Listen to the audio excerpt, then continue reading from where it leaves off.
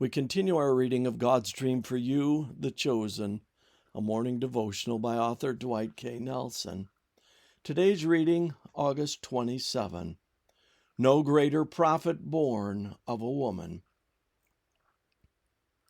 Assuredly, I say to you, among those born of women, there has not risen one greater than John the Baptist. But he who is least in the kingdom of heaven is greater than he. Matthew 11:11. How would you like to become a prophet? For $450, you can, and I've got the brochure to prove it. A gentleman named Kent Simpson, who refers to himself as a prophetic minister in the School of the Prophets, sells a set of 10 videos to train you. MasterCard, Visa, Discover, and American Express are accepted. It makes you wonder if that school isn't more about prophets, Profits, than prophets, Prophets. But back to our question. How would you like to become a prophet? Be careful how you answer. The occupational hazards of being a prophet are extremely high.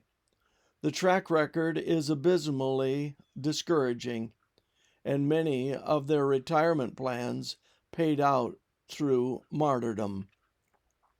Oh, it's true, the people will venerate you and love you after you're dead and gone, but they'll tar and feather you and ride you out of town on a rail while you're alive.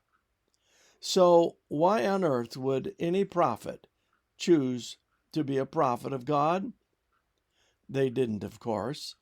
It got chosen for them by God.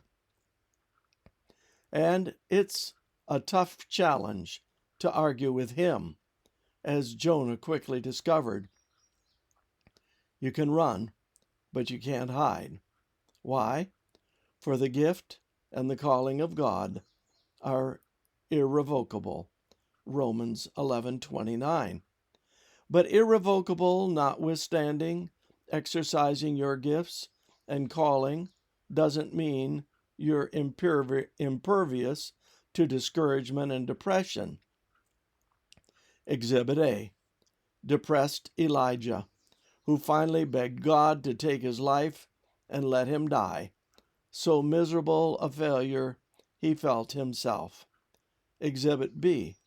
Discouraged John the Baptist, who after 6 months in Herod's fortress dungeon began to question not only himself, but the God whose voice thundered that Jesus was his beloved Son.